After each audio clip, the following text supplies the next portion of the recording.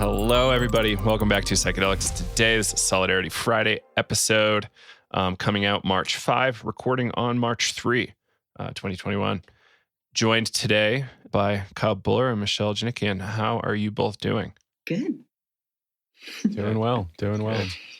Yeah, so I would pitch Navigating Psychedelics, but it looks like it'll be sold out by March 5 for the March 11 dates, which is amazing. So thank you all for jumping in. If you want to join the wait list, you can over at Psychedelic Education Center. And I'm sure we're going to have some more dates listed really soon. Yeah. Probably by Monday, we'll have more new dates listed. So stay tuned. Is there anything else I want to plug? Oh, we have an upcoming free class that is on March 15th. And this is going to be a free class on Jung with Johanna Hille and Maria Papasora. And you can check that out at psychedelicstoday.com. I think it's under events or online classes on the menu there, and you can sign up there. So check that out. March 15th at 12 p.m. Eastern. Be a conversation with Johanna, Maria, and I about Jung, the feminine, psychedelic integration, etc. So it should be fun. Check it out. That sounds really cool. Evening Europe time? Is that 5 p.m. Eastern? In England. No, it's 12 p.m. Eastern, 5 p.m. UK time. Right on. I believe there's 5 hours. So we'll get an email out about that to everybody and we'll post that around. So I'm excited to be there. Yeah. Cool. Yeah, we've got other things in the works, but nothing to really share too much about currently. So we'll share more soon. All right. So let's jump in to this first really interesting article. I think, Michelle, you found this one from BBC. Title, Police Boss Wants Cannabis Trial for Prisoners. This is from 4 days ago. And essentially, they want to possibly provide cannabis to prisoners to curb addiction and violence. Is that the essence? But like, there's kind of this conflict between, it's illegal, so we shouldn't do that. It's kind of like a funny story, right? Kind of like moralizing pleasure. It's like, is pleasure better than violence and addiction? Oh, no. Like, can't have them get pleasure. We should let them get hurt and have substance use disorders. I don't know, Michelle, where did you want to go with that one? It's an interesting one.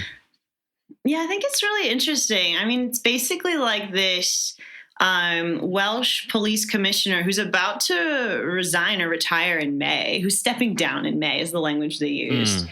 And he just thinks that, giving cannabis behind bars can both help with addiction and violence. And, he has these stats, or the article has these statistics where it's like 13% of men reported that they developed a problem with illicit drugs since being locked up. And so, it's easier to get, I think the idea is essentially that it's easier to get more dangerous substances in prison.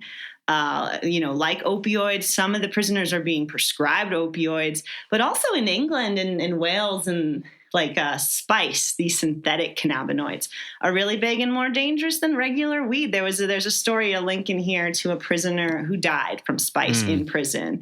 And so they're like, what would be safer is actually giving prisoners a controlled amount of cannabis.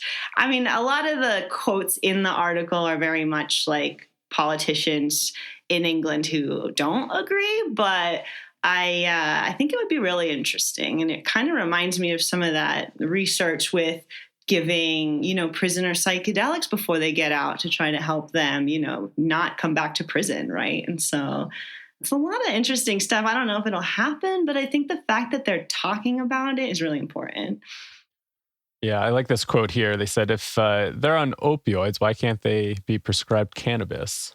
And, if they can get that medication, and they're saying, opioids are a little bit more dangerous than cannabis. And the whole spice thing, too. I don't know I know, Joe, you've read Carl Hart's book, but maybe the listeners. But they had Dr. Carl Hart had a whole section on the spice thing that happened. And it's like, it's just these different compounds that are being produced because things are illegal. And now you're producing these legal, possibly more dangerous drugs that there's no safety data on. And what did they say in this article? They said 52% of inmates said that it's very easy to get drugs in prison. So it's like, if they're getting their hands on anything to alter their consciousness, might as well go with the safest, right? If But I think that is an interesting point, Joe, you brought up. It's like this weird thing of pleasure, right? It's like you're in prison to be punished. Why should we prescribe something that might give them a little bit of relief?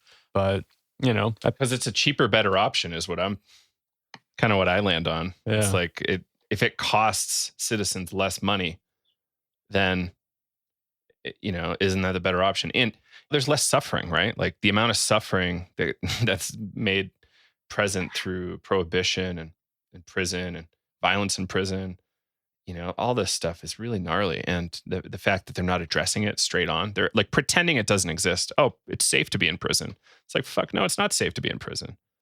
Like, there's just a lot left to discuss there. I think we'll develop that in time. And yeah, Kyle, that Carl Hart thing, like Mitch Gomez even kind of brought this up to us years ago, executive director at Dance Safe. It's, when drugs become harder to get, chemists can just spin up something new that's slightly less illegal. And it's quite the interesting conundrum. It's a cat and mouse game of law enforcement and chemists and producers. And it'll be never ending. That was what the Analog Act, the Federal Analog Act that Shulgin was expert witness on, that was the attempt with that law to shut this down, which is why we kind of have worse drug laws than a lot of other countries. Yeah. Sad. But yeah, Michelle, like this idea of punishment versus pleasure, like, did anything come up there? Is it just that the system's sadistic? Or is there something else going on? Well, I mean, in England or like in Wales, in the UK, cannabis is a lot more illegal than it is in America. So I feel like, if we do really want to give prisoners cannabis instead of opioids just for pain, you first need medical cannabis laws that allow for that. And I don't even think they're there yet, really. There are some exceptions for CBD and stuff. But I mean, that's such an interesting question. And I think even beyond the pleasure principle, that's literally like a book I read in college. But what I mean to say is that the violence thing, I feel like is really important in this conversation. And there was a study that came out kind of recently, I think, that couples who use cannabis together have like way lower numbers of domestic violence than couples who, like other couples, right? Or couples who drink together, for instance. And so there is this sense that like cannabis can help prevent violence in a way, help chill people out, right? And I do feel like there is some benefit to that. But the fact that, someone in the UK police system is saying this is a really big deal because they are a bit farther behind than, Colorado, for instance, on cannabis legalization and policy. So it's really interesting stuff. Do you know if anybody here in the States could be ever prescribed like a medical marijuana within some states that are in prison? I wonder if that's a thing. I thought I heard something about that. I have no idea, but I want to look into it. That's such a good question. Yeah. Huh. There's a New York Times article, 2019. Get this. Inmates can legally possess marijuana, but cannot smoke it.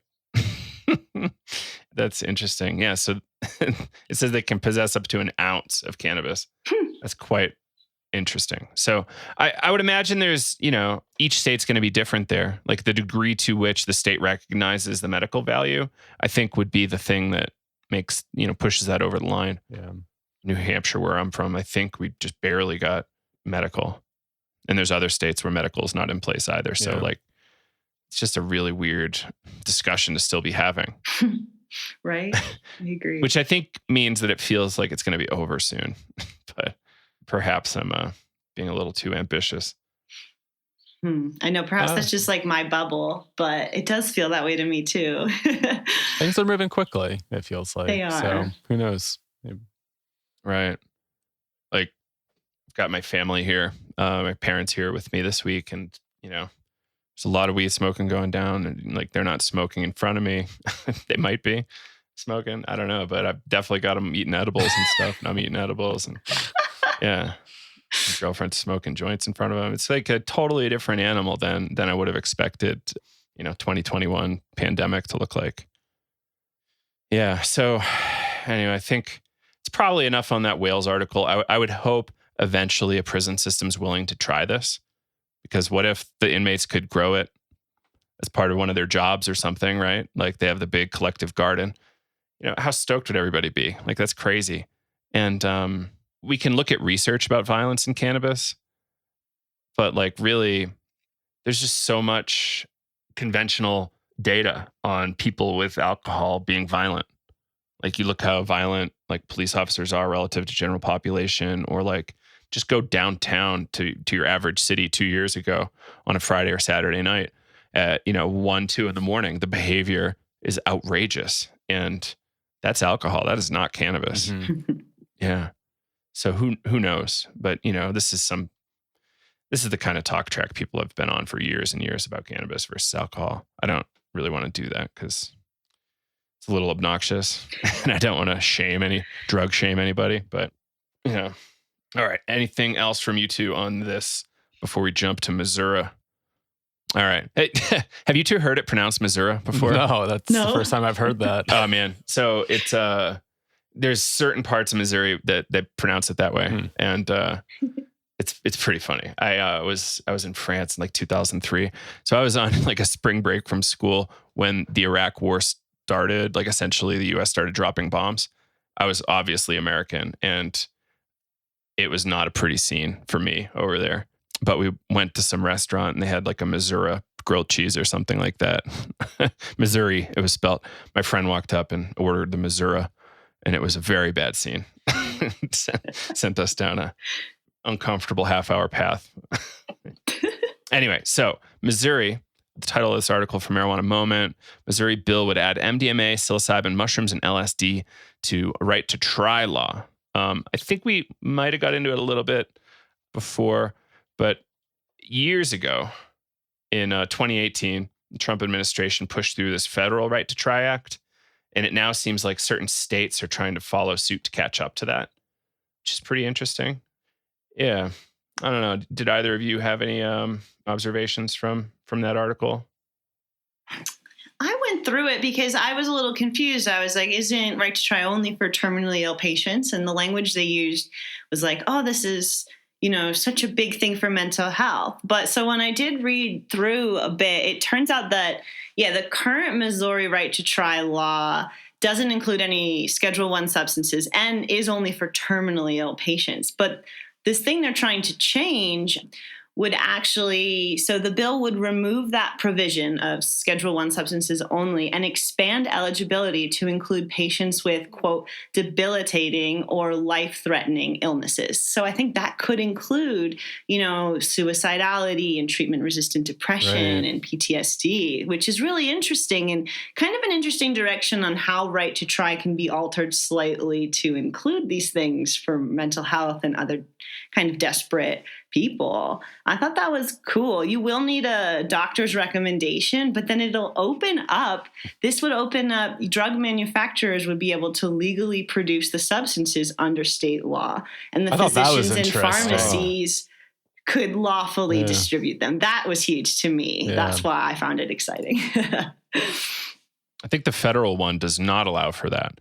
People essentially had to source their own psilocybin, and in some of the cases I saw, where a doctor said, okay, cool, 2018 Trump law, let's do this. Let's prescribe psilocybin. And the person had to go find it themselves, which is kind of a bummer, but they were able to get it, and they were able to have a session protected by federal law, not protected by Colorado, which is pretty cool. Yeah. Kyle, do you have anything more from this article? No, I did, just reading through it again, I did find that pretty interesting about the drug manufacturer. And I don't know, I'm getting confused on the conversation because I thought we maybe briefly chatted about it last Friday. Maybe we didn't. Maybe it was in another conversation I had with somebody. But I mean, just interesting approach, right? To kind of do more of this medical approach versus like the decriminalization efforts that are taking on in many other cities and states. And it seems like this is more of a cautious, conservative approach. And so I'm really interested to see how this unfolds, because it feels like, there could be a good chance if they're kind of keeping it within that medical paradigm and, this right to try for debilitating or life-threatening illnesses. So yeah, I mean, not ideal, but I think for a state like Missouri, that's a huge first step. And I think, maybe that's the safe route to go down. I don't know. That's what I was thinking. I mean, I don't think I've ever been to Missouri, but I imagine it to be kind of like a conservative place, right? And I guess the other interesting thing I saw in this was it is kind of related to decrim in a way, because the same bill they're trying to pass, it says here, for people who aren't qualifying medical patients, the measure appears to reduce existing criminal penalties for possessing the listed substances, which also include DMT, ibogaine, and mescaline. And so under HB 1176, possession of up to 10 grams would be a Class D misdemeanor, which carries a maximum $500 fine. And then possession of 10 to 35, it goes up, but it still kind of helps slowly. I think it's interesting. It's almost like kind of like what Jersey did last minute through that law change in to defelonize psilocybin. I forget, I think up to an ounce maybe.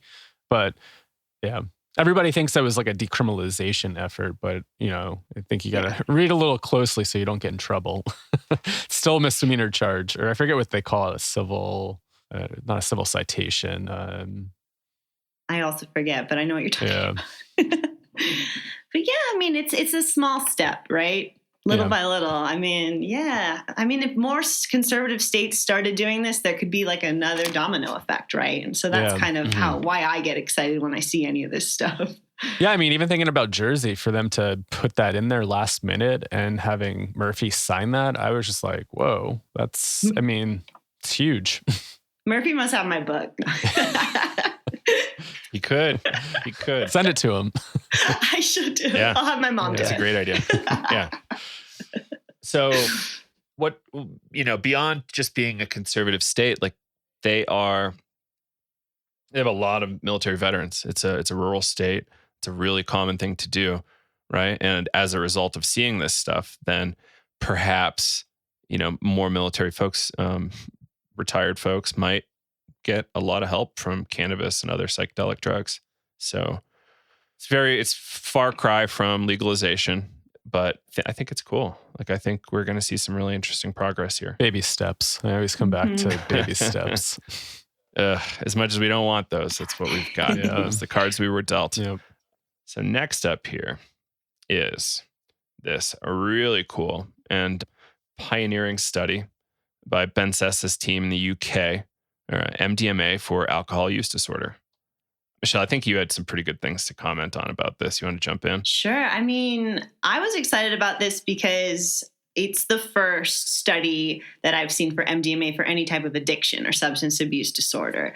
So I thought that was really cool. And so when I took a closer look at the article, it says that, with these preliminary results that Ben Sessa's team in Bristol found is 9 months after giving folks the MDMA treatment, which was like 2 MDMA sessions and maybe 6 therapy sessions, kind of a standard MDMA psychotherapy protocol. 9 months later, 21% of the MDMA participants were drinking again a little bit. It says 14 units of alcohol per week, which is not that much in England. And And then 75% of the control group, which is the standard NIH protocol for alcoholism that they already have, 75% of those people were drinking again after 9 months. So it's a huge difference. Wow. MDMA was a lot more effective than the standard protocols that already exist in England. And I thought that was really interesting. I thought that was pretty mind-blowing. Yeah, that's huge. Unfortunately, I couldn't get behind the paywall here. Yeah, I think the results are just quite similar to what he shared with us before. Yeah. Before the larger sample set was released. But it's really cool. Like he said that perhaps they were drinking, but they were drinking way less than before. Is that what the 14 units was less than normal? I mean, 21% is so much lower than 75%, right? Yeah. And 14 units is just 2 drinks a day. Honestly, like my partner's from England, and what I understand about English culture is that's not a lot. But I mean, I don't mean to insult anyone, but I think it's like really interesting also because there isn't any other studies for MDMA for any type of addiction work. And I actually meant to say, It reminds me of Peter Hendricks talking about he works at the University of Alabama, and he does the psilocybin for cocaine addiction study. And I've talked to him a bunch of times. He's really helpful, and he really helped me understand the psilocybin for addiction thing in the same way, where it's like a lot of the people aren't totally, abstinent from cocaine, but they're using so much less. And that's all we really hope as addiction counselors, is that people use less, right? And then, and just become more engaged in their life outside of the drug use and addiction. So I think it's good news. I think it's great. And I remember asking Ben last time we had him on to talk about this, and I think we were chatting about this before we got rolling here, but this notion of treating addiction or substance use disorder with a potentially addictive compound, and the controversial there. And I think Ben's comment was, well, we treat like people that use opioids with opioids, like Suboxone. What's the difference here, right? And Suboxone works, right? Yeah. And so, for a lot of people anyway. And so I think, we were talking about this too, you and I, Kyle, that there's some research on ketamine for addiction too. It's pretty long standing. There's a lot of psychiatrists who have been saying this for not just these past 10 years, but like the past 30, 40 years. And I think it really just, for me, it's really highlighting like what addiction is, and like understanding addiction through these systems that are working. To me, that's really fascinating. These kind of like just really changing your mindset for a few hours, if it's MDMA or psilocybin or ibogaine, and how that really changes people's mind toward their own drug use is so fascinating to me. And I think we're learning a lot about, how addiction works and what it is through these new novel treatments. And I think that's so interesting. Yeah, I guess it makes you question, like psychopathology, right? It's like, is this a brain disease, or is it something that's like, if we're able to treat some sort of underlying anxiety, trauma, and how is that shaping somebody's relationship to a substance? And then are they able to break those habits? I don't know. Yeah, it's really interesting. I always come back to like, what's his name? Johann Hari. The opposite of addiction is connection. And that really sticks out a lot too, right? It's like, what are some of these underlying things that are behind substance use? I think with the MDMA too, there's so much to unpack in terms of like trauma, right? And also connection. That's so interesting. And just how subjectively I've experienced MDMA and the bonding you get with the people around you.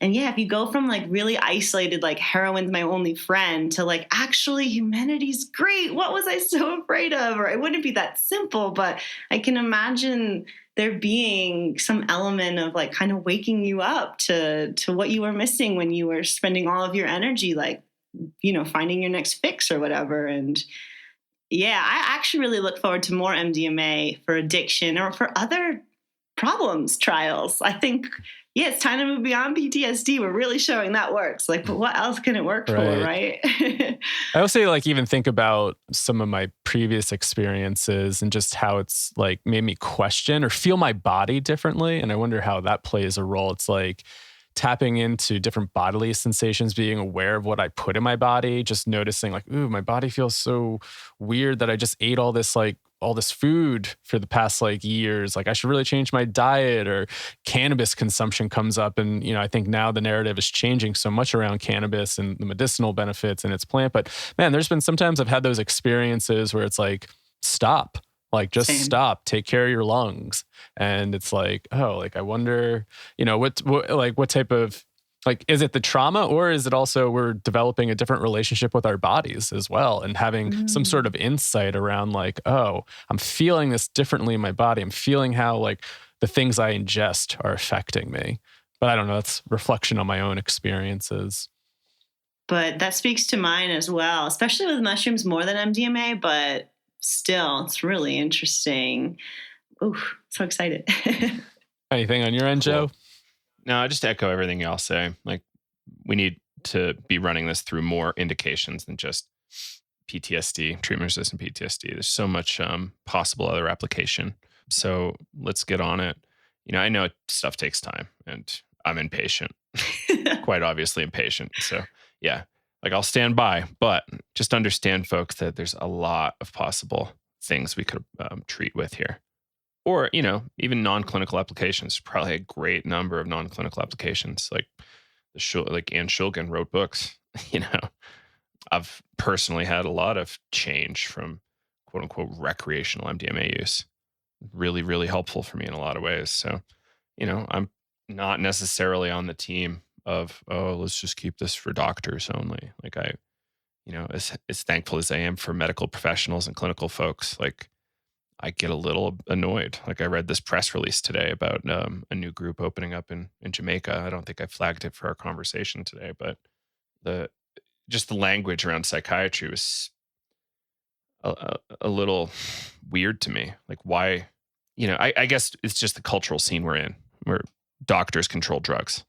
Don't like it. Yeah, but marketing people control the language around it. And I feel like they're getting a little out of hand sometimes with how we sell these treatments, in press releases or on websites for retreat centers. It's like, cure everything that's ever been wrong with you in 1 week, and addiction, no more, like all this kind of stuff. And I'm like, this is creating a lot of expectations that I don't know can be fulfilled but it's not as sexy to sell a mushroom retreat as like, start this new relationship with mushrooms and work on it every day for the rest of your life. Like that's not going to sell. Yeah. I don't know. I feel you though, Joe. I go through this a lot where the language, and my life is all about language and psychedelics. And when I see these kinds of like two worlds, sometimes it feels like these two worlds are clashing, like colliding in a way that is messy, but there's only a few of us out here like saying other things. So I don't know. I think the more we educate people, the more people want to educate themselves, the more they'll be able to see through that kind of stuff. But it's a tricky landscape right now. It is. It really is. It is. We're all going through our growing pains. Things are evolving, and it's growing pains. Totally. It's the come up. Yeah. Yeah. It's always nasty. It's never fun. What's going to happen? Yeah. It'll be fine. I hope. Yeah, totally. Like that's a good way of looking at it. It's there's just so much energy happening, and the money is part of that energy, and it's just really unsettling at times. I was chatting with somebody yesterday, and as fearful as we might be around, them coming in and kind of dominating, like LSD is always going to be there. It's going to be so cheap. Same thing with mushrooms. It's always going to be there. It's going to be super cheap. And I don't think they're ever going to be able to stop that. If we survived this first, 80, however many years of the drug war, I think we're going to be able to keep going. They can't stop us. Right. So, people are still going to have to break the law. Like it sucks, but we can also continue to try to change the laws. Like as great as the MAPS treatment will be, it's going to be so expensive, and it's a great treatment, but it's only great if everybody that needs it can get it, right? Like it's still awesome, right? Even if it's inaccessible. Like I a couple years ago was able to afford a stem cell treatment on a payment plan. And I draw a pretty big analogy between that and psychedelics because it's not approved by the FDA. I had to pay out of pocket, but it was a way better option than them pulling my femur out and like shaving the femur head down and jamming it back in and being strapped into a machine for 8 weeks. Jeez, I was like, I'm going to put myself under great financial strain so I don't have to do that. And I think people will make similar decisions around MDMA, assisted psychotherapy, and other psychedelic options as well. Like, who can really afford these medical Ibogaine treatments? But they get it anyway. Yeah. Well, it was interesting, like listening to your episode last night with JR, and it was really interesting to hear him say about like, who wants to do half this stuff in a therapy room or a clinic? Like, wouldn't it be nice to have like that person come to your house? And it got me thinking, like, how much that would really cut down on like, overhead expenses of buildings and stuff like that. And wouldn't it be nice to have those sessions in your house? Be pretty interesting. I mean, it just got me thinking about like new models that could emerge and new ways of going about doing this. And yeah, I think that's what we're battling up against, right? Like new systems being formed. And so it's this clash between like old traditional systems and new systems emerging, saying like, hey, there could be a possible new way of doing things. But the old system is really trying to hold on, saying, no, we're the only thing that matters, right? Yeah, it's such a good point. No, I wonder with the treatments, especially the MAPS MDMA treatment. I mean, is it really necessary to have two therapists? Like, that's an old way of thinking about it to me, where I think one of the easiest way to cut costs is to just have one therapist, right? Like in the room. I don't know. That's something I've thought about. I know it's there for a reason, but like I could never afford what they are asking. And if I need it someday, why don't we adjust the system a little? So I don't know. I mean, I guess we're not there yet. We have to get everything approved in a certain way, and then we can make adjustments, I'm sure. But it doesn't. Trigger warning for everybody out there. Like, how essential is it that the therapist isn't even in the room? Can't you just be somewhere really safe with like a volunteer sitter or somebody that doesn't have a huge student debt to pay off? Is the conversation being steered in a particular direction because of incentives like graduate degrees, licensure, etc., right? Like I think absolutely there's a good reason for somebody to have a lot of training, but I think a little training is dangerous too. Like, is a MAPS program, is a CIIS program adequate for training great facilitators? Or is it more this long-term mentorship and long-term iteration? So you start okay, or even maybe harmful, and then after a few years of practice, you become good. I'm sorry to throw out dangerous stuff here, scary stuff to everybody, but we need to challenge a lot of these assumptions. Like, if I could consume $30 of street MDMA and not have to pay $12,000, and I could just go to my Medicare covered therapist a few times, before and after, like that's a way cheaper proposition. You're talking like under $500 versus what, 15K plus. Scary logic. And I know it's, not the line I'm supposed to be out there chanting, but what's the real danger in ketamine at home? Like, I know some people can have really bad medical interactions, but like ketamine at home, that makes it a lot cheaper. Oh, and people are doing the that, therapist right? isn't there and in the room. I guess the risk that you get into, it's Totally. like, people drowning in their bathtub, right? Like that has happened. Yeah. Or maybe what happened with like Marcia Moore. And people died doing Wim Hof breath work too. Yeah. So like even Wim Hof isn't totally safe. I think a number of folks have died doing Wim Hof breath work. But yeah, so we've got to, let's look at the full picture here. Like, if we can deliver this to, 40,000 people, for $100, and there's like a, higher risk rate versus $15,000 to maybe 2,000 people, and there's like a, maybe one person died. Like that's really different. Like, how do we even sort that out? Should we just look at the total like economic cost? Should we try to like make units of suffering and do calculations based on that kind of deal? Yeah, I don't know what the answer is. I know there's some good questions here, and it would be really cool to partner with an economist to kind of figure that out. But is the economic argument really the right one to be made? Like, if we can deliver this cheaply to everybody, great. At a high quality, awesome. I think this is why the religious angle is really interesting to me, because you could do this as like a community-based deal, really, really grassroots.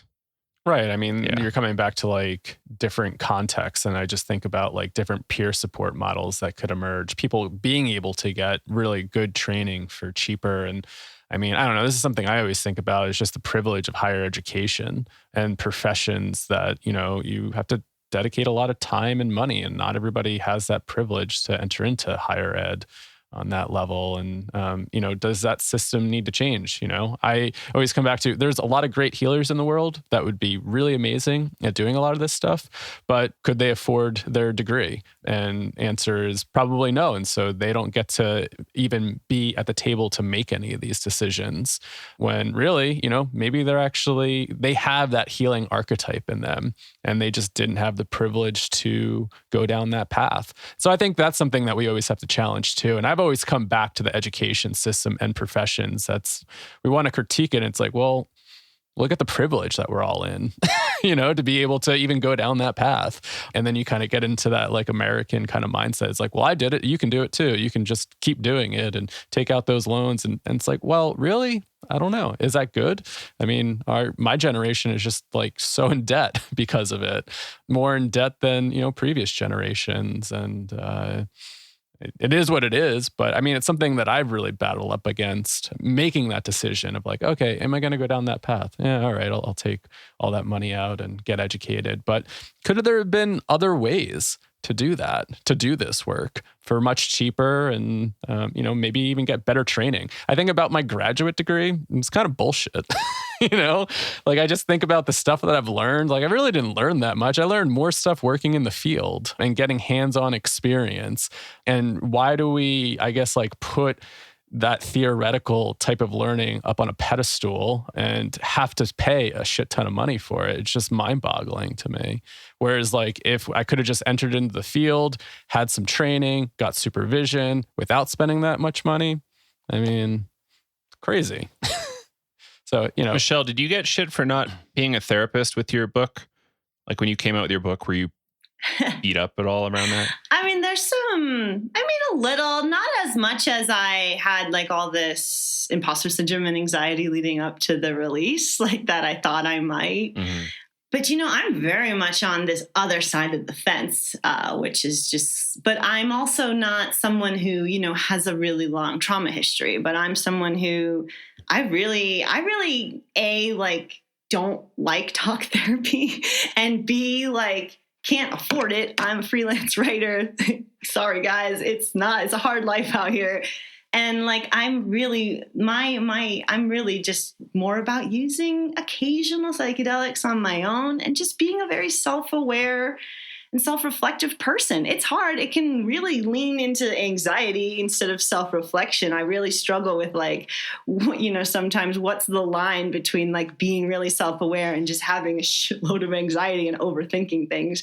But it's a balance that I'm willing to constantly try to uphold because it's really my only option, but it's also the option that I really want and feel strongly about. And I know not everyone is like me though. So I try to be really sensitive and not just be like, oh, screw doctors. You guys should all just eat mushrooms, because that's probably what I'm thinking. But no, I don't actually mean that. I know that all this psychedelic stuff is really intense. Like the experiential part of it is a really serious experience, and people do want help through that to make it safe and more effective, right? Because that's kind of what I get down to sometimes with this stuff. It's like, yeah, you can probably just eat some MDMA and mushrooms with your friends, trusted trip sitter, like your parents, I don't know, your partner.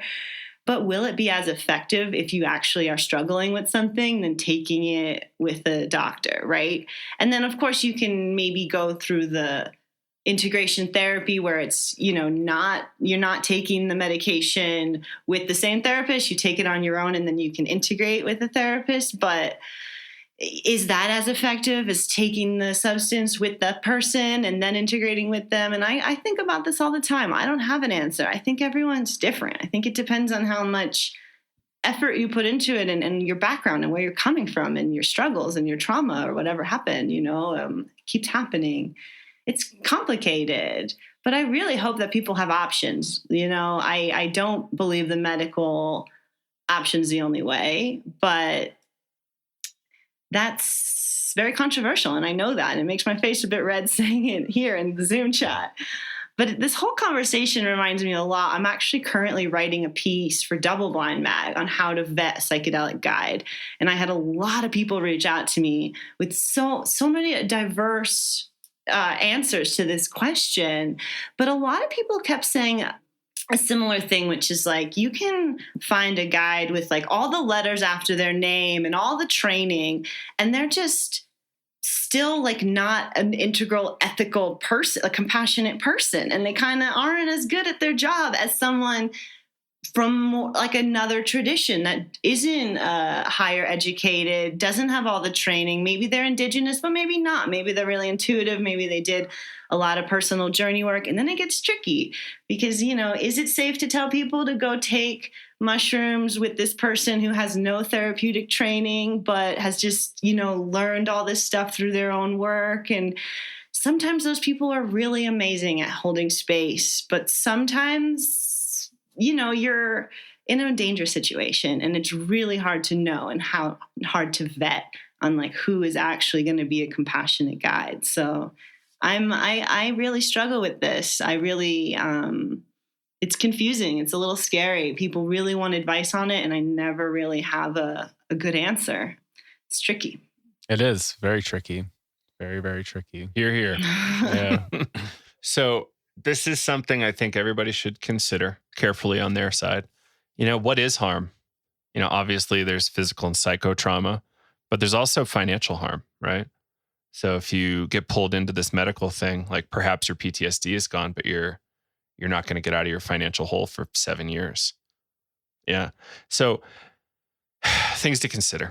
I hope we have ways forward. I know people are working on insurance, Medicare, and more, but yeah. So let's stay tuned. All right. I think we need to jump to this microdosing topic. This is a hot one, I assume. And essentially, these gentlemen from Europe, I don't know that I can pronounce their name. So they were on our show a while back. Balazs Zagheti, I believe. Balazs Zagheti. David Arizzo is part of the team also. Okay.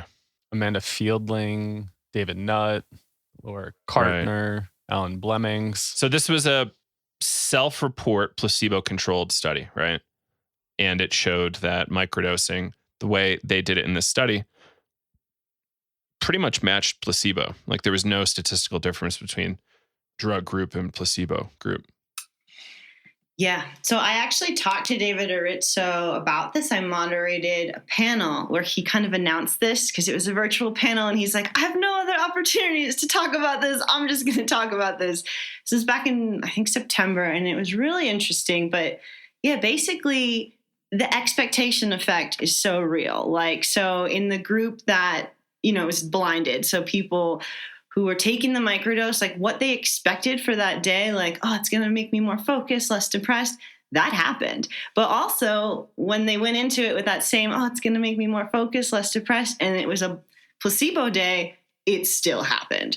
I mean, we can say microdosing is all the placebo effect, but like, I think there's something more interesting here on the power of the expectation effect and how we can just like kind of, we're almost like manifesting our own mood change. I mean, I hate the word manifest, but like I can't think of a better one right now.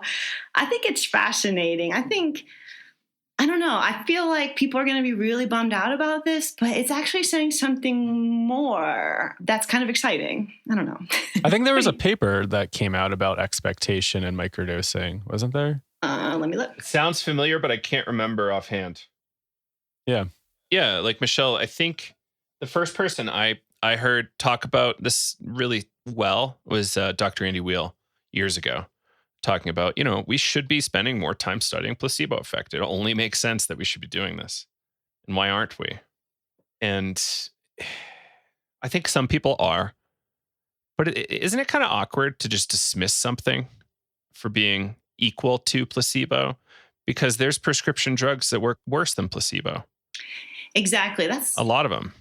I think there's something more here, like that a small amount of anything plus your intention, like it's back to set and setting, right? Like this is like psychedelics 101 in a way. Yeah. Like your mindset was made a reality. And was it the flexibility from the microdose, or can I take a multivitamin every morning and set an intention? And like, will that work? I don't know. I should try it. But yeah, I think this isn't a bummer. Like I think it's really interesting, but I can see how hardcore microdosers are going to be pretty confused by this. Because if microdosing is really working for you, and then you learn about this study, like, I don't know. Does that change your expectation? Will it change your microdosing protocol moving forward? Like, because now you're like bummed out. Will you be bummed out on microdose days? Like, I don't know. This one is. Yeah, there's the paper that came out in January 2021 titled Positive Expectations Predict Improved Mental Health Outcomes Linked to Psychedelic Microdosing. And David Arizzo and Robin Carhart-Harris are also co-authors on this one. So really interesting kind of the crossover here in this research. Like, I remember David Arizzo had a pretty funny quote during the panel I moderated. It was him, Sophia Korb, and David Luke. And he was just like, short of saying microdosing doesn't work, like, this is our results, basically. And I think there is more studies here, like possible things to look into, because they did only look at like this specific set of emotional tests, right? For emotional state and mood and energy. Like, are there other things to test people for? Because David Luke was a co-author on another research article like a couple of years ago that showed that LSD microdosing changed people's perception of time slightly, which was like proof that there was some kind of cognitive effect happening, right? And so, I don't know. I think doesn't work isn't descriptive enough. Exactly. Right? Like, it didn't work on these particular measures that we were tracking, right? But perhaps it works elsewhere. And there haven't been brain scans, right, of microdosers? Not yet. You know, one thing I really want to see is like brain damage. Like, okay, you were at war and you've got a bunch of like micro fractures in there. What happens with microdosing 5-MeO-DMT or DMT for a couple weeks? Like, I think something really interesting would happen if we did it daily at subperceptual levels for 2-3 weeks and then did brain scans before and after. I guarantee somebody's working on that. I just don't know who it is offhand. But subperceptual is a bit different than microdosing, right? Because I think that's what the same is. Isn't that the same? Like, my definition is that you don't feel it and you don't notice it. Therefore, you know, micro and subperceptual at the same time. But how do you model that? I guess if I don't feel it, is that subperceptual? Because I think subperceptual is when I slightly feel it. And then I don't think I'm microdosing anymore. And then it's like confusing because like I've microdosed both LSD and psilocybin, right? And I do feel a difference between the two. But when I take so little that I don't feel anything, I don't really feel anything. And then when I think that's more, where the confusion for me comes in with the whole microdosing thing, is this definition around microdosing. Because when I think of microdosing, subperceptual, so you shouldn't be feeling really anything. But to what extent are people taking doses that are threshold doses where you start to feel the effect and you go, oh, I'm feeling better here. So I always kind of get caught up on the definition of microdosing. And I wonder how many people that are microdosing are actually taking threshold or very low dose. And they're actually feeling a lot, just from my personal research. Yeah, and they're feeling a small effect. And there is sort of like, I get a mild come up. Like I get a little bit of a heart racy, like rushy feeling. And I don't actually like it. Like not for work days. And I'm like, this is too distracting for me personally. Or I have to like get over that for the first 2 hours. And so I haven't really gone that deep with microdosing. It's not for me. I didn't like it. But for other folks, I wonder, like, are they feeling that? And if so, then they're not microdosing, I guess. And does that not count with the expectation effect? And then I get down this whole rabbit hole of a thought loop. What is your microdose? Do you know? So like 0.2, 0.4? I start feeling it at like 0.253. And so a lot of folks that I talk to who like mushrooms anyway, dried psilocybe cubensis, right? And so I did a bunch of research on this. I wrote an article that hasn't come out yet, like months ago. I wrote it. But I think a lot of folks who are microdosing mushrooms who don't like feel it at all, but it is actually helping their overall mood and stuff, is more like 0.1, 0.115, like really small amount of mushrooms. But then but I don't know. Yeah, it's so confusing to me personally. It's so interesting too. I wonder if there's any brain connection thing, like the higher doses of LSD and psilocybin, when you see those brain scans and mushrooms are connecting all these new parts of the brain and you're more flexible. Like, I always thought that perhaps that was happening on a very minute scale with microdosing, but there's no proof of it yet. Exactly. Yeah. Like a lot of people would say the huge amount of data that Korb and Fadiman collected is adequate, but we want to prove it at least a small scale study. Like 20 people isn't that serious. We should be able to do that at this point in history. I know Beckley's got some stuff underway and other groups too. Yeah, but Fadiman and Korb weren't placebo controlled, right? And this is the first time we have placebo controlled. So I guess this is similar in that it's self-report placebo. So there's add-on placebo control. It was all just totally field data. What do people think? I think there's more here. Microdosing isn't over, right? But it is kind of like a wrench in the system almost, or like an unexpected turn in the journey to me, in a way. We'll see. Yeah. Let's jump into this super fun Paul Stamets talk track around astromycology, which is super funny because it's kind of like a Star Trek thing that they spun up 3 years ago. I remember Paul Stamets tweeting about Star Trek a bunch because they actually named a character after Paul Stamets in the show, Star Trek Discovery, I think. And I know because I watch it pretty regularly. Sorry, everybody, I'm a nerd. Same. So Paul Stamets, huge psychedelic hero, right? Like he pioneered a lot of this, psilocybe kind of categorizing. I think he wrote a book, Psilocybe Mushrooms of the World, or Psilocybin-Containing Mushrooms of the World. I learned quite a bit about growing mushrooms from Paul Stamets, too. His books were, you've got it. Right nice here, work. yeah. Psilocybin Mushrooms of the World. Yeah. It's a good one. And hugely influential individual. He gets to speak at a lot of psychedelic conferences. He's quite famous for sharing that his stuttering was essentially cured by a very kind of extraordinarily high dose. I have no idea what the number was, but it was certainly over 10 is what he kind of reports. He got stuck in a tree in a lightning storm. It's a dramatic story from his Joe Rogan podcast. Hopefully we get him on the show and we can retell it years later.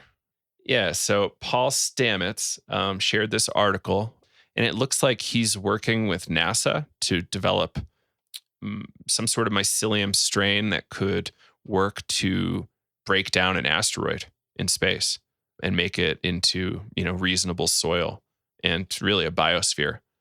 I don't know if you guys saw this image on the NASA site. They kind of like diagrammed it out and like, okay, first it breaks down the rocks with the acids on the spore on the outside, and then it turns into like the hyphae, and the hyphae can break it down into sand, and over the cycles of generations, you're going to get all sorts of stuff. So you have like a nice soil food web going, and theoretically, with a handful of spores and a little bit of gear, you could essentially colonize an asteroid.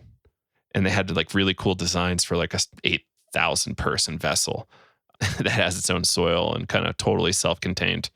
I don't know what the right term is, ecosystem or arcology is a term I've seen used here and there. It's like a totally self-contained system, like no water in or out or anything like that. Kind of like biodome. Well, they don't like that term. Biosphere is what they call it. But I still like Pauly Shore. Sorry, everybody. Biodome is a super funny movie. Same with Encino Man. But okay, anything came to mind for either of you on this Paul Stamets deal? I mean, I was excited. Mushrooms are amazing. And I'm also a Star Trek Discovery fan. And I love the whole like myco drive and how he uses like a mycelial network to travel like through space. But this was really cool. I mean, to be able to use a mushroom strain to colonize an asteroid is pretty huge. And I just think it's a fascinating project.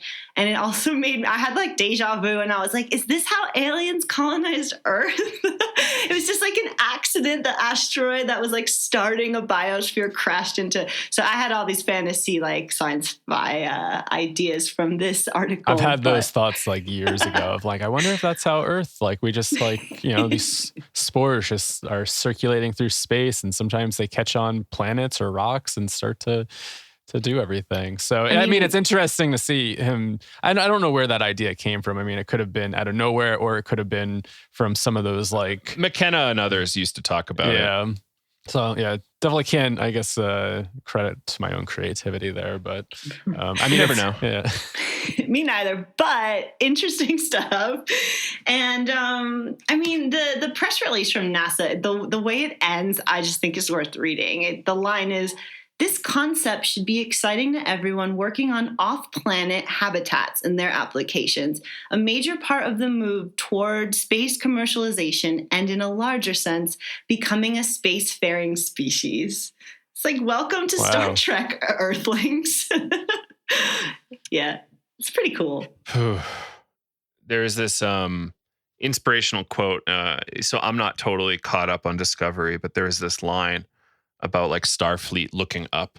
It was like drawing this comparison between like Renaissance painters, the first person that developed this kind of far point, like 3D perspective in painting, being somebody that kind of led the charge for for art, generally speaking, and kind of the human spirit more largely. Like, we can throw perspective in, like 3D is great, but like the earth is great, but what else is there? Like, exploration is part of our kind of genetic heritage, I guess, right?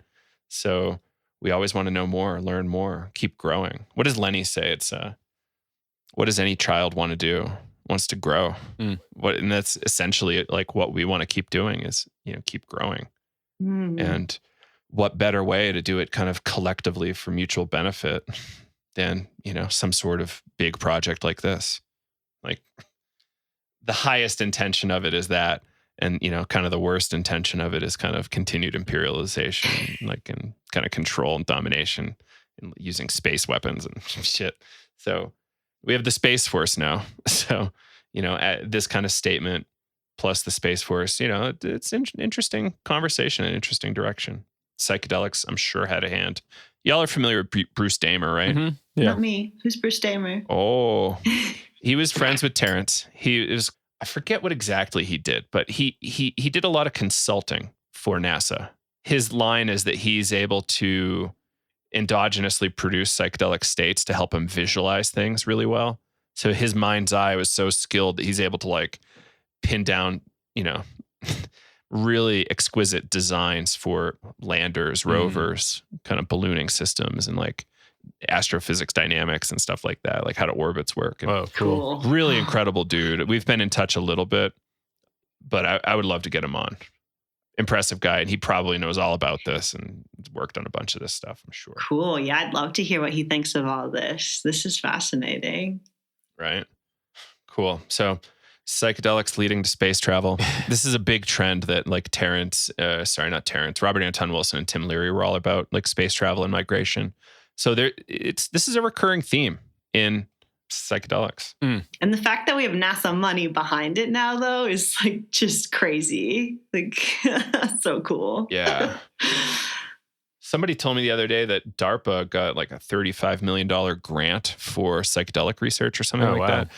I'll try to find this article. So not only are we getting federal dollars for space exploration, but we're getting federal dollars probably from the VA to get more psychedelic research underway.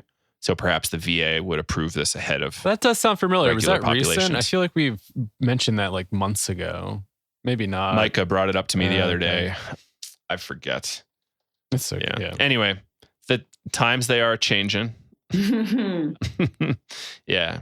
All right. So next up, I'm going to read this listener email. A friend of the show wrote to us about this.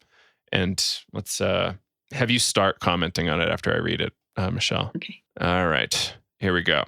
I followed the link to the psychedelic medical primer. I think that's what it was called.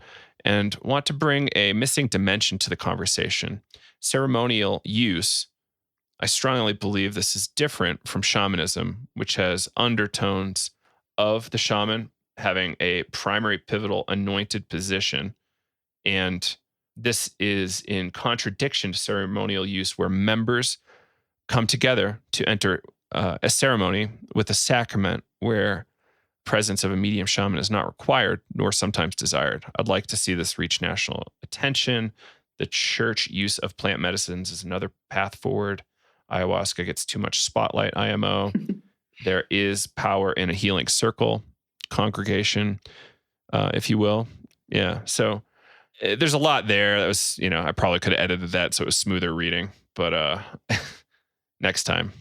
But Michelle, any kind of firsthand comments there? Yeah, I mean, when I first read that, I was all about it. I was like, yes. Like, I didn't even realize, I didn't read the medical primer, so I didn't realize that the ceremonial use was so strictly defined as like a shaman needs to be present. Because as someone who works, I've done some ceremonies in groups where there's no shaman, there's no power structure. A lot of my women's circles I have participated in, there's no shaman. There's some like medicine women with training and more just like years of experience, and they guide the rest of us through. Or there's no guidance really. Like someone will sing and someone will keep the fire. And this is all with mushrooms too, not ayahuasca.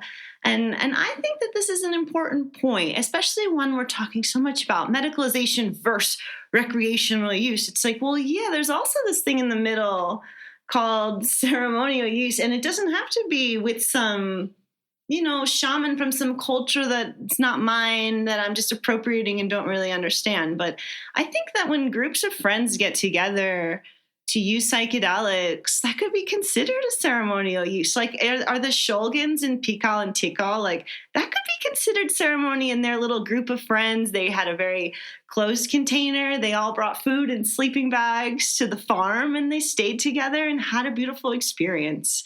Now, whether or not, like, there's more spiritual elements, like some people who are more strict into ceremony will be like, well, Michelle, there's no prayers to the four directions and all this kind of thing. And that stuff is important for people who want it and who believe in it.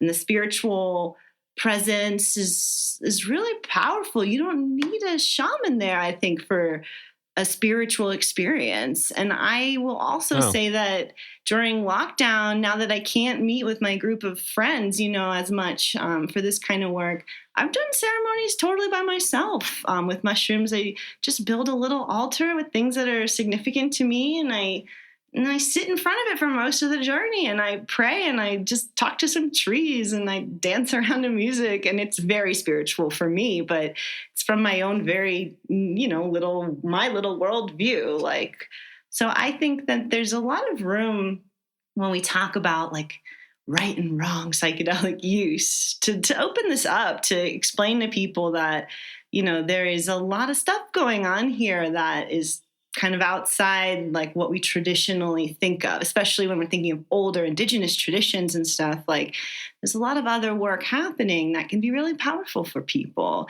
You don't need someone in a seat of power. I also feel like shamans and healers, they're fascinating and they're a deep part of human history, but so is the desire for power. And if we can kind of eliminate that, or if you don't have to get stuck in that, I'm nobody and the shaman has all the power and I need you for learning. Like, I don't know. I think for me personally, especially as a woman who, like, I don't know, leadership is like this whole complicated thing. People are always telling me what to do with my body and everything. And I'm just like, you know what? I think I got this. I think I can figure it out. And the ceremony and listening to the mushrooms in my ceremony helps. And so I love that this person brought this up. I think it's really important. I think people should be talking about this.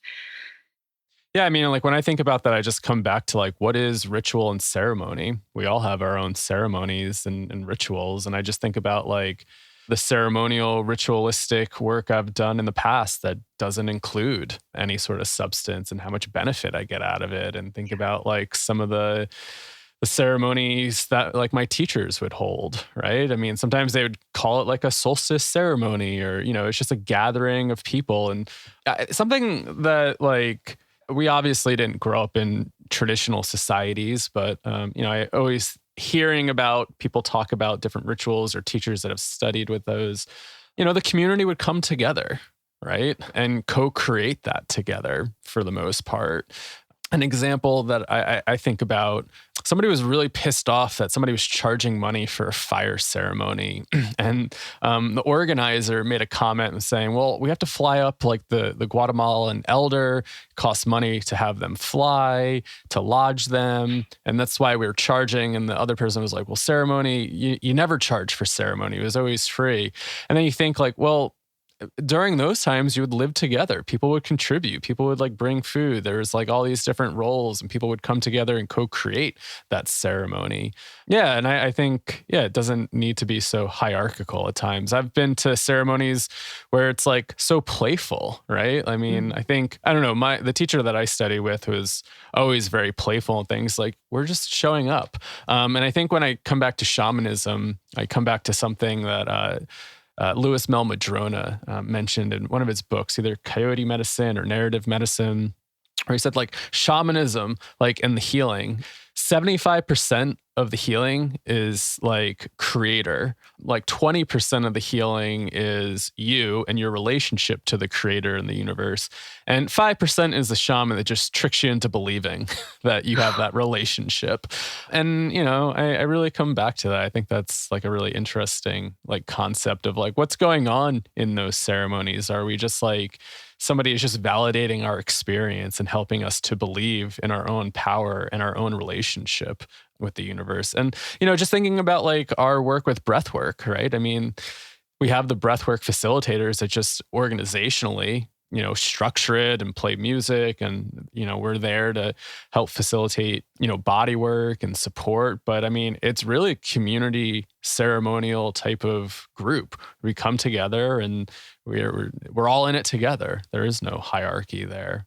I mean, besides like, all right, we're going to play music and be the facilitator, but it doesn't mean like I'm an expert in your experience and I'm trying to facilitate your experience. It's like, no, we're all coming together and co-creating this. And I think that to me is like an essence of like ceremony and ritual. It's just coming together and co-creating space and just sharing this like deep experience with whatever's going on, the universe, you, your friends around. I think that's important. That's beautiful. I really like that. Thank you, Kaya. Thanks. So I think you two are onto something good. Michelle, at one point you said, I didn't realize all ceremonial use was shamanic.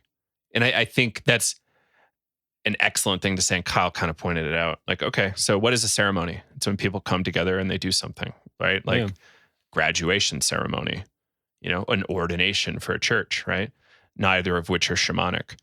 And then what is shamanic? In our minds, we think there's some sort of spirit world, right? And this shaman's doing some sort of interactions and commerce with the spirit world of some kind, or is able to, you know, power over that kind of a Nietzschean way, maybe, or work with spirit guides on it. So what is the role of the shaman? We think the shaman's there to like trick us, but perhaps the shaman is doing magic in a sense, what we might want to call magic. Like, I don't know why people are kind of afraid of that word.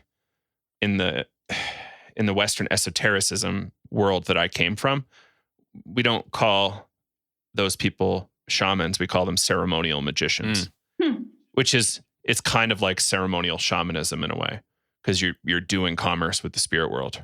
Yeah, like Martin Prachtel would like he identifies the shaman as like a spiritual lawyer, always making contracts between this world and the spirit world of like, hey, can you let like so-and-so live to see the next like fall season? It's like, okay, well, you know, what do you need to let this person live? All right, well, we need to do this ceremony now. We need to like appease the spirits for that in return. So I always kind of like that. It's like, they're like these spiritual lawyers that are making contracts between, you know, a person and that world. I think that's a great way to look at it, Kyle. Like, it could be like the contract, and that happens in the Western world too. There are contracts with spirits, and your part of the bargain could be as weird as just putting a chocolate bar in a bucket of water for like 2 days. Like, you have no clue what they're going to ask you. And yeah, so what do you do with that? I don't know. And you know, it's to me, it seems inappropriate to say all ceremonial use is shamanic. I think that's an error, fundamental error. Well, again, what's shamanism? It's such an umbrella term. Right. It means so many different things. Exactly. Yeah. And ceremony is quite explicit. We know what a ceremony is. So it shouldn't be that confusing for us. And like priests in church, like this idea that they're actually turning wine into the blood of Christ and stuff, and the wafer into the flesh of Christ. Like, that's magic. Like, they're doing ceremonial magic in churches. And we just don't necessarily have the right frame to say that, I guess, often. Yeah. So that's kind of my main kind of talk track there. Like I'm not too worried about it. This is all semantics. I get really hot and bothered about words. And I've got a lot of things to say when language isn't spot on, right? So yeah, I want to thank the listener. I think your name was Mark. Thank you, Mark, for pointing that out. And that pamphlet came from Entheonation, part of that kind of conference you participated in, Kyle. Yeah, it was one of the free gifts that they were giving away. Yeah. Cool. Yeah. Like, do you need a shaman? I don't think anybody needs much, right? Like, what do you need? Clean water, clean food, some socialization, shelter. Like, that's the essence of it. Hopefully medicine and doctor at some point in there, but you don't like, where does shamanism fit in? Like, it would be really cool if we had a more shamanic society, but I don't think it's like 100% essential yet. And how are we, like the way the scientists and folks talk about transpersonal experience, like, are we even ready for anything remotely, resembling shamanism? Like, I don't know. I don't think so. That's interesting. I remember chatting with my acupuncturist years ago and talking about, it might have been Martine. And, I was really getting into a lot of Martine's work. And I think there was a community up in Vermont that had, like, really study with Martine. And I think she was saying, like, yeah, Martine, like, writes about shamanism, but he also doesn't teach it. He teaches the really basic aspects of, like, building a knife out of a rock, learning how to, like, knit a hat, and working with your hands. And the comment that she said, and I don't know how true this is, it's like she was just kind of sharing some insight. So this might be different from Martine's perspective now. But the thing that she said was like, yeah, Martine doesn't believe like the Western world is really ready for shamanism from the way that he operates. It's just different. So he teaches like these basic things about more kind of like eco-psychology, I think, is what I would look at. It's like, how do we get in touch with the earth? How do we get in touch with, like, our relationship with the landscape? And it seems like, a lot of that is kind of what he teaches at times with his school. Not shaman. But I think that's spot on. Like, relationship to the world. Yeah. Not teaching like shamanistic techniques of, like, extraction and, stuff like that. No, that reminds me, I went to like a women's Zapatista conference here in Chiapas before the pandemic a year ago. And a lot of the talks were about that. And they weren't all by Indigenous people too. It was like invited to just like all women. And there was a lot of people from Oaxaca. I remember I heard this one talk from a woman from Oaxaca, and she was like, the best thing we can do for our children is teach them about the local plants, teach them about the land we are on, like what we can eat, like what is medicine, like this is what we have right here. And yet we're so used to going to the store and buying things that are wrapped in plastic and this whole thing. And actually, we have no idea how to survive. That hit me hard when I was in Hawaii studying this ethnobotany class. And one of the natives of Hawaii, they were teaching a program for the children of the island to get more interested in their landscape, in their food, how to like make cordage. I forget what the program was called, but yeah, really trying to help them get more in touch. And she said, some of the kids were like, why do we need to learn all this? And she looked at them and said, you realize everything that we rely on here in Hawaii comes from the air or the boats. What if the barges stop coming in? What if the planes stop coming in? How are you going to survive? And that's a real thing. I mean, Hawaii is out there in the middle of nowhere. And yeah, wow. Well, the Zapatistas are an interesting angle though, right? Because they're kind of like, I don't know exactly their organizational structure, but they're against the government in that the government isn't helping those people in Mexico. Mm-hmm. And they decided to take radical action to take care of themselves, kind of like an anarcho-collective, right? Yeah, and they're really against leaders. Like, even though they had like what's his name, Marcos, he was one of like the biggest speakers for them. Everything was voted on, and it was also, I mean, I use the past tense; they're still around, but like back in the '90s when they were starting and had a lot of media attention, it was Subcomandante Marcos. But the cool thing about the Zapatistas too, here, especially, 30 years ago when they started, is they had no gender like divide. Like women were equal to men, which was like the first, like in Mexican culture, like, yeah, that's just not, generally, there is very much a difference. Men and women have different roles. And now with modernism, that's changing. But even in indigenous communities, that was super radical. There's all these images of women with ski masks with rifles and just showing like that they can do the same job as a man. And that's kind of a big part of the women's, they do these annual, they didn't do one this year to protect the local community, but it was the 3rd annual Women's Zapatistas Summit that I went to last December.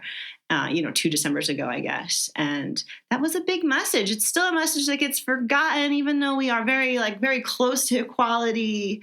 I don't know. It's just, it's even though we're closer, things are more fuzzy and I don't know, more gray area and more under the table sexism than above the board sexism, which just gets confusing. And so it was really cool. It was really empowering. And, yeah, everyone should learn more about the Zapatista movement. It's really important.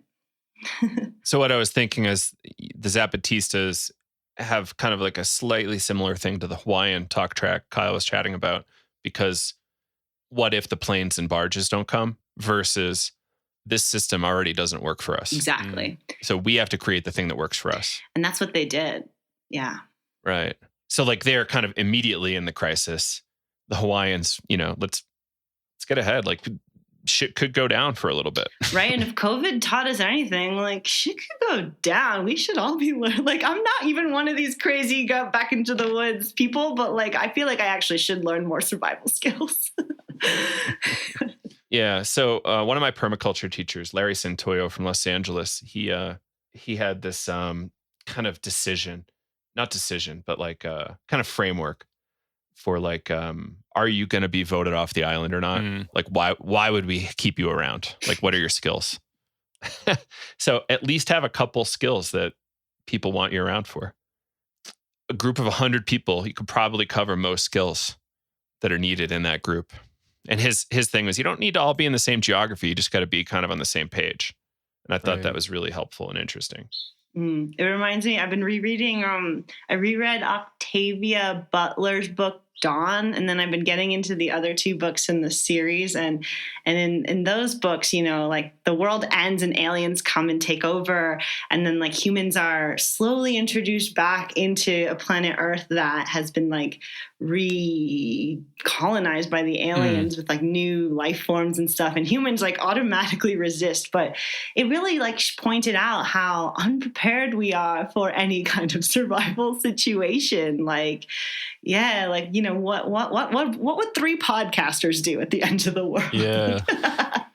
This is an interesting question during that ethnobotany class. They asked, what's your family ethnobotany? So what's your family's relationship to plants? And, it could just be like, oh, here were like some of the plants that we use. Like maybe, your mother had tomato plants and made tomato sauce. But I really thought about it. My grandmother was a huge gardener. I mean, ate out of her garden for most of her life until she got too old. She couldn't garden.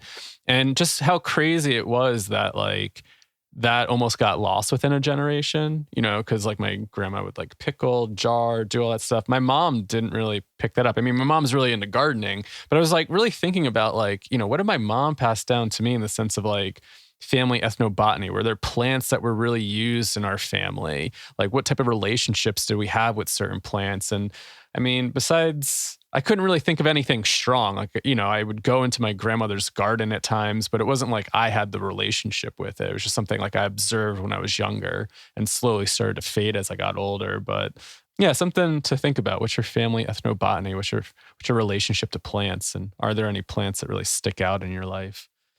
It's such an interesting kind of like conundrum of our, like these most recent generations too, because commercialization and modernization is like, it's only like the past 100 years that we like rely on, the store to provide everything for us. And like 100 years ago, we were doing so much more for ourselves as humans. And anyway, it's making me think a lot. Right. Have you read this guy Kunstler? What was his name? This kind of post-peak oil kind of fiction writer, James Kunstler or something like that. He did some really cool speculative fiction on like kind of post-oil culture, Ooh. kind of like post-centralized government culture. And there's some other people in that same circle too. And there's some really great stuff, like worth checking out. It's helpful for understanding our kind of current predicament a little bit better. Okay, what happens when it stops, if it stops, or like how bad could it get, or could this thing get better? Like, when can I start trusting politicians again? You know, they don't really go there, but big questions. I will definitely check that out. Sounds right up my alley. Yeah, I wish I remember the name of the book. It was pretty fun. I'll do a little digging. And it's all kind of like upstate New York, so you'll probably feel a little at home with it. Yeah. So I think that's probably good for now. Yeah, we're almost at an hour and a half. Up a lot of topics here. And yeah, I don't know. Any closing thoughts, Michelle? No, I think I've used up all my thoughts in this hour-long conversation. But this is great. I'm going to be thinking about this all day, and I really look forward to that. Cool. Any articles coming up that you want to mention? I'm editing a bunch of really fun ones for the blog that Sweet. I'm not writing, but there is a bunch of really cool stuff coming out on the Psychedelics Today blog. I'm excited to share with you all. So keep reading. It's going to be really cool. Sweet. Oh, can you mention the blog that you published on Monday? Oh, yeah, I forgot. So, yeah, I just published an article on the Psychedelics Today blog, which I wrote on ways to get involved in online community, like I was talking about in the first Solidarity Fridays that I participated in. But it's basically like a huge list of different virtual psychedelic community options, different integration circles, a lot of different specialty circles, too, for all different types of individuals. Courses, conferences, little description of our stuff in there, but I really opened it up to a bunch of different organizations that I personally know and trust. So not a bunch of randos in there. And I think there's a lot of cool stuff to keep us busy for the next few months until we can hopefully get vaccinated and hang out again. So yeah, check that one out. It's called Online Community Options to Ride Out the Rest of COVID, something like that. Thanks for putting that together. Yeah, no worries. Yeah. It got a lot of traction on social. I was blown away by how much attention it got. I don't think many of our blogs have received that much attention. I guess it's, hey, everybody, look at what everybody's doing. There's so much cool shit happening. I was happy to be able to connect all those, dots together and have people just engage in that way, because community is so important. And when we're all doing our own thing and trying to make it, it gets a little bit like us versus them, but most of us are doing the same thing with the same goals. So trying to remember that and keep doing that for sure. It's a big part of the intention there. Man, I just kind of started smiling thinking about that article from Gary. The farmer and the cowman should be friends. Why the pharmaceutical industry and grassroots reformists should join forces. Gary's a lawyer in the psychedelic space, got a lot of experience to share. And that was a cool one. That's one of the first ones I've edited. So you all should go read it. It's it draws this great allegory to the classical musical Oklahoma, which I had to go back and rewatch just a few minutes of the night before I edited it. But I actually thought it was really a cool allegory and the most Sarah Lawrence thing I'd ever edited in my whole life. So I was very much into it. But everyone, musicals were big at Sarah Lawrence. I mean, theater. Yeah, most of my friends were theater nerds. I'm a theater nerd. I love theater. Outstanding. Yeah, it's it's helpful, right? Of course there's going to be greedy people out there that kind of do jerk things, but largely we're all on the same team trying to get this thing to the finish line and help people. Yeah. Perhaps we have hugely different perspectives, which we've already broken down many times on Psychedelics Today, but the end goal I think is largely similar, other than if your end goal is exclusively making money, that's a different deal. Yeah. Maybe you're not on the same team, but for the rest of you can be on the team. Yeah. We want you. Yeah. And I think I don't know, I'm just even thinking about our conversation and just the shots sometimes we take at the medical path forward. I mean, I think part of that for me is just critiquing these systems and can we think of new avenues forward? And as this field progresses, I think, this creativity factor that really comes out of psychedelics, and do we need to constantly stick to what we're told to do or stick to systems that are told? And can we start to think outside the box and create new systems, right? I always come back to like Bucky Fuller. It's like, you know, you don't fix a broken system. You create a newer one that makes it obsolete. And, you know, at times I think about that. And, you know, I've always had these thoughts, especially after like my near-death experience. Like I came back and I just started scratching my head going like, what the fuck is up with like, you know, the education system and all these things that we just go, yes, this is the way forward.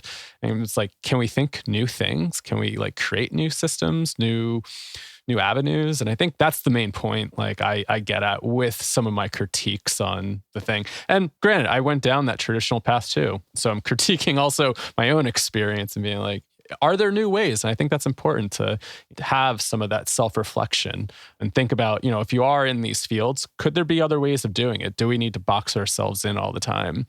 Could there be better ways to execute and do the things that we're doing? So yeah, just some ending thoughts there and reflections. Yeah. Cool. Well, I think that's a nice place to land. Yeah. Like I get hard on folks too. I get it. Like and you know, there's some people I probably am too excited about, maybe unfairly, but generally we're all moving this needle kind of collectively. It's weird times. And we've got it. We just got to kind of play a little bit nicer here and there. Thanks everybody for doing your work. We're not really shitting on you too much. We all need each other, so it's important. But maybe we could think of new ways. Right. So there's going to be a lot more on this. We're talking about, you know, different conference and webinar series. So stay tuned, everybody. If you're not on the mailing list, get on the mailing list. There's the remainder of 2021 is going to be really cool. So quite excited. And yeah, stay tuned for the Jung course on the 15th around noon Eastern, March 15th, and new dates for navigating psychedelics. You can also get on the wait list if you want at Psychedelic Education Center in case somebody like drops out and you want to jump in their spot. Yeah. So stay tuned and can't wait to see y'all in the next episode. Thanks, Michelle, for being here. Thank you, Kyle. Joe. And this is Joe Moore signing off for Psychedelic Say. See you on Tuesday. Bye-bye. Take care, everybody.